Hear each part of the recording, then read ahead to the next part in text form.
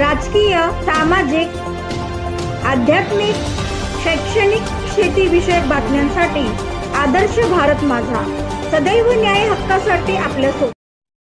जगभरात जातीयता, द्वेष, विषमता यांचे ढग गडद होत आहेत। बलात्कार, अन्याय, अत्याचार, भ्रष्टाचार हे सगळ्या बाजूने जनमानसांना वेठीस धरत आहेत। अशा काळात पुन्हा एकदा राष्ट्र सेवा दल माझा प्राण आहे असे म्हणणारे साने गुरुजींचे कृतिशील विचार जनगण मनात रुजवण्याकरता साने गुरुजींच्या धडपडणाऱ्या सैनिकांनी खरा तो एकची धर्म जगाला प्रेम अर्पावे, बलसागर भारत होवो, धर्माचा खरा सार सांगत गुरुजींच्या शतकोत्तर रौप्य महोत्सवी जयंतीनिमित्त सांगली, कोल्हापूर, सिंधुदुर्ग, रत्नागिरी, रायगड, ठाणे, मुंबई, पुणे व सातारा जिल्ह्यातून साने गुरुजींना अभिवादन संवाद यात्रा आयोजित करत दिनांक 27 ऑगस्ट 2024 रोजी सकाळी 11:30 वाजता शंकरराव चव्हाण विद्यालय कामोठे येथे शाळेचे चेअरमन चव्हाण सर यांच्या हस्ते साने गुरुजींच्या प्रतिमेला पुष्पमाला अर्पण करून विद्यार्थ्यांना साने गुरुजींचे विचार हसत खेळत सदाशिव मुगदुम, बाबासाहेब नदाब त्यांचे साथी यांनी आनंदी वातावरणात विद्यार्थ्यांच्या मनात बिंबवले। माणसाने माणसाशी माणसासम वागणे हा संकल्प प्रत्येकाच्या मनात पोचवला। शाळेचे चेअरमन चव्हाण सर यांनी साने गुरुजींचे विचार मुलांमध्ये रुजवण्यासाठी राष्ट्र सेवा दलला पुन्हा आमंत्रित करण्याचा विचार त्यांनी सगळ्यांसमोर मांडला व पूज्य साने गुरुजी शतकोत्तर रौप्य महोत्सवी जयंती वर्ष अभिवादन संवाद यात्रेत दहीहंडीची सुट्टी असूनही शिक्षक व मुलांनी उपस्थिती राहून साने गुरुजींच्या विचार संवाद आत्मसात केला।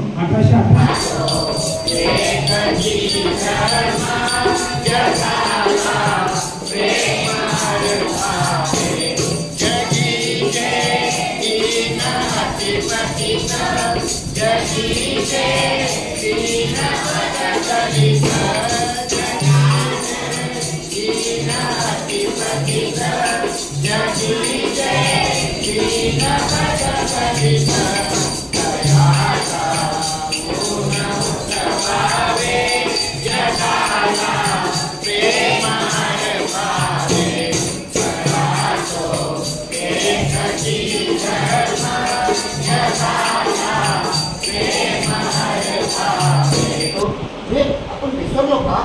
पण प्रतिज्ञा केली होती सारे भारतीय माझे, मग सगळ्यांच्या बरोबर आपण कसं वागलं पाहिजे? चांगलंच वागलं पाहिजे। तुम्हाला माहिती आहे तिरंगा झेंडा कोणाचा आहे? कोणाचा आहे तिरंगा झेंडा? आपल्या सर्वांचा आहे। आपल्या सर्वांचा देश कुठला आहे? भारत। आणि भारताचा ध्वज कुठला आहे? तिरंगा ध्वज आहे। तुम्ही नमस्ते करताय कधी? कधी करताय बरं? एकदा करताय 15 ऑगस्टला आणि एकदा करताय 26 जानेवारीला। 15 ऑगस्टला काय करतो? आमचा देश स्वतंत्र झाला म्हणून। 26 जानेवारीला काय करतो? प्रजासत्ताक म्हणजे काय माहिती आहे? आपल्या देशामधल्या जे काही मोठे लोक होते त्यांनी ठरवलं 15 ऑगस्टला स्वातंत्र्य मिळालं हो, पण ते चालवायचा कसा? चालवणार कोण? काय नियम करायचे? त्यांनी चूक केली तर शिक्षा कशी द्यायची? तरी बापरे, आपल्याला की नियमावली तयार करायला पाहिजे ना, आपलं एक संविधान घटना तयार करायला पाहिजे ना। म्हणून बाबासाहेब आंबेडकरांच्या नेतृत्वाखाली जवळजवळ 300 लोक एकत्र आले आणि त्यांनी माहिती आहे तुम्हाला 2 वर्ष 11 महिने आणि 18 दिवस सारखा अभ्यास करायचो। आपलं घटना कशी असावी, आपले नियम कसे असावे आणि मग 15 ऑगस्टच्या नंतर स्वातंत्र्य मिळाल्यानंतर आपल्या देशाची घटना तयार झाली आणि ते आपण सगळ्यांनी ठरवलं की या घटनेप्रमाणे जायचं। तो दिवस कुठला होता? 26 जानेवारी। त्याला म्हणतो आपण प्रजासत्ताक दिन, होय की नाही? पण नंतर काय करतो आपण माहिती आहे तुम्हाला? तुमच्याकडे मला माहित नाही, पण आमच्याकडे सगळे लोक काय करतात? 15 ऑगस्ट 26 जानेवारीला जोर जोरात गाणी लावतात। ये मेरे वतन के लोगो जरा आंखों में भर लो पानी, जो शहीद हुए हैं उनकी जरा याद करो कुर्बानी म्हणतात। आम्ही पण सगळे नमस्ते करतो आणि जिलेबी आणायला जातो। पण तुम्हाला माहिती आहे नंतरचे 363 दिवस आमच्या हातात कधी कधी हिंदूंचा झेंडा असतो, कधी कधी कुणाच्या हातात मुस्लिमचा झेंडा असतो, कधी कधी बुद्धाचा झेंडा असतो। ते सगळे झेंडे वेगवेगळे आणि तिकडे मिरवणूक येते, तिकडे मिरवणूक येते आणि आम्ही जोर करत आपण एकमेकाला मारतो। कसं होणार ना आपल्या तिरंगा झेंड्याचा? तिरंगा झेंडा आपल्या सगळ्यांचा आहे की नाही? मग त्याचा सन्मान वाढवला पाहिजे की नाही? तेवढ्यासाठी साने गुरुजी म्हणाले, जावा मुलांच्या, बोला त्यांच्याशी, करा संवाद त्यांच्याबरोबर. आणि गुरुजीने एक स्वप्न बघितलं होतं, तुम्हाला माहितीये? गुरुजी म्हणायचे, बल सागर भारत हो, विश्वात शोभून राहो. आपला देश जर विश्वात शोभून राहायचा असेल तर ही उद्याची मुलं चांगले नागरिक बनले पाहिजे. ते चांगले नागरिक बनावे म्हणून आम्ही तुमच्या सोबत बोलायला आलो. आजचा फोटो आहे म्हटला मगाशी तुम्ही, हे गुरुजी असं म्हणायचे, काही मनोरंजन जो मुलांचे जडलेले नाते आणि अशा पद्धतीनं मुलांसाठी आयुष्यभर काम केलेले गुरुजी त्यांनी एक पुस्तक लिहिलं. त्या पुस्तकाचं नाव काय? श्यामची. नाशिक रोडच्या तुरुंगामध्ये एका झाडाखाली साने गुरुजी बसलेली आणि तुमच्यासारखे काही त्यांची मित्रमंडळी जवळ आली आणि म्हणाले, गुरुजी आम्हाला सांगा ना तुमच्यामध्ये हा चांगुलपणा कुठून आला? गुरुजी सांगा ना आम्हाला तुमच्यामध्ये प्रेम कुठून आलं? गुरुजी सांगा ना आम्हाला तुमच्यामध्ये मायेची कस्तुरी कुणी होतली? एवढा मोठा मुलीनो गुरुजी म्हणाले, गड्यांनो माझ्याजवळ जे जे आहे ते माझ्या आईच आहे. माझ्याजवळ जे जे चांगलं आहे ते माझ्या आईच आहे. म्हणून आई माझा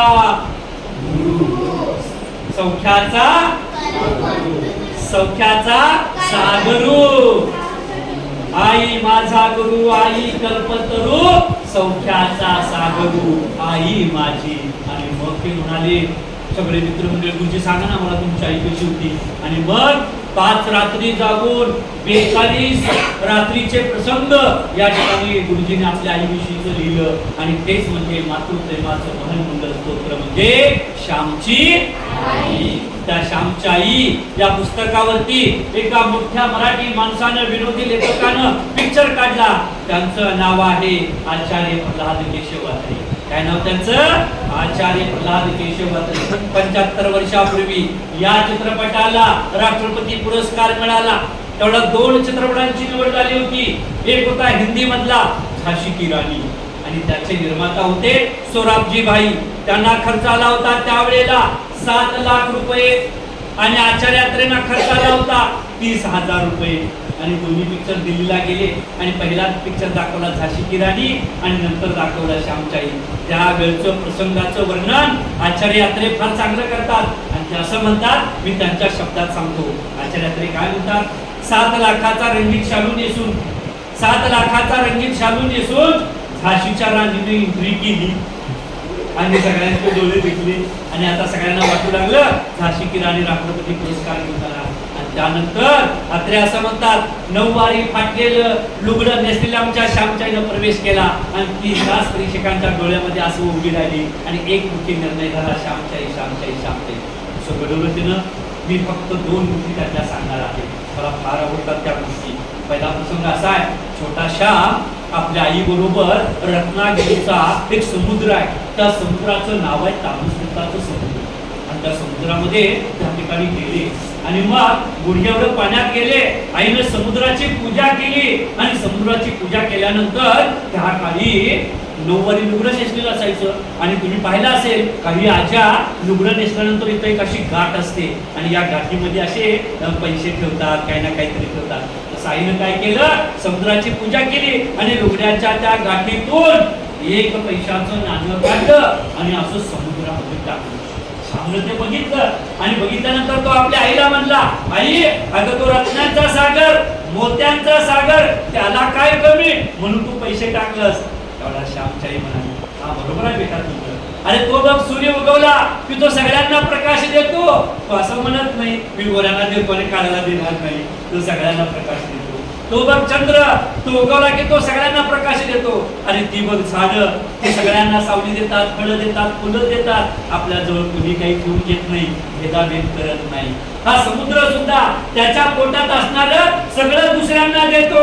मग ती मोती असू दे, ती जन्मांक असू दे, मग ते मासे असू दे, काही असू दे, सगळं तो दुसऱ्यांना भरभरून देतो.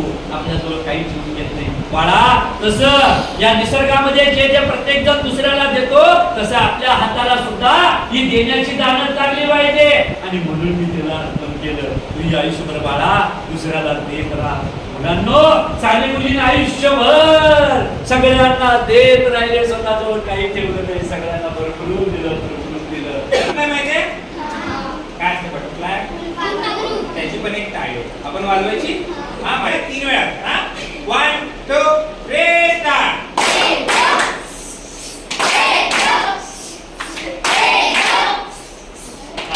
अजून एक आहे माहिती आहे आता फुलपाखरू कसा आकाशात उडतं तसं आकाशात अजून एक काहीतरी उडतं बरोबर आहे कावळ्यांनो